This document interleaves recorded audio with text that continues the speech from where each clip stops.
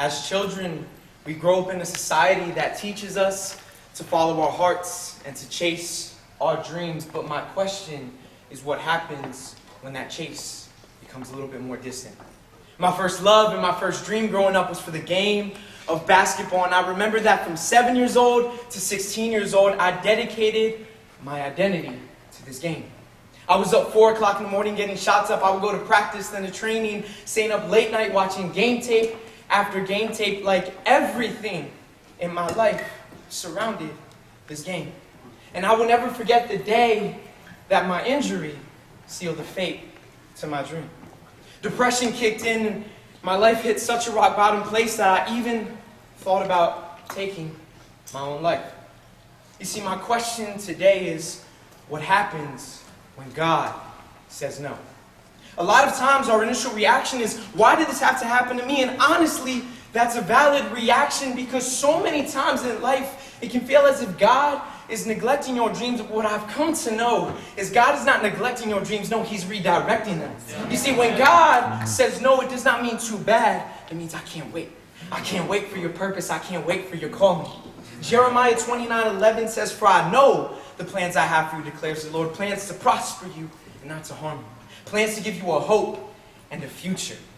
When everything in life seems to be falling apart, you have to remind yourself who's got your back. Psalms 46 verses 1 through 3 says, "God is our refuge and strength, an ever-present help in trouble. Therefore we will not fear though the earth give way, and the mountains fall into the heart of the sea, though its rudders roar and foam, and the mountains quake with their surging." I love my mom. And my mom, she's from the South Bronx, and she's also Puerto Rican. So if y'all don't know what that means, my mom's kind of gangster. And I remember one day I went outside to go play in my neighborhood, and I got into a fight with one of the neighborhood kids. And immediately he ran home and got backup from his mom and his aunt. And I remember feeling so lonely and outnumbered, so I ran home and I told my mom what happened. And you see what happens next, my mom went literally Rocky 5 on some grown woman. But you see, from that day on, I walked in my streets with a different confidence. I walked with my shoulders back, I walked with the swagger. You see, nothing changed about me. I didn't get taller, I didn't get stronger, I didn't get smarter, but what changed was the perspective of who I had as my backup. You see, we may feel outnumbered in life with adversity, but can I tell you today that adversity cannot break you because it did not create you. Our vocabulary needs to shift from "I want to change this" to "I will embrace this." You see, when God says no, it's not meant to destroy you. It's meant to deploy you. My plea today is never allow life to make you forget the day you decided to ride with Christ. Because so many people's Christian journeys are going to be predicated upon your reaction to when God says no. What I've come to know is sometimes in life, people don't need to see you preach them scripture. They need to see you living it.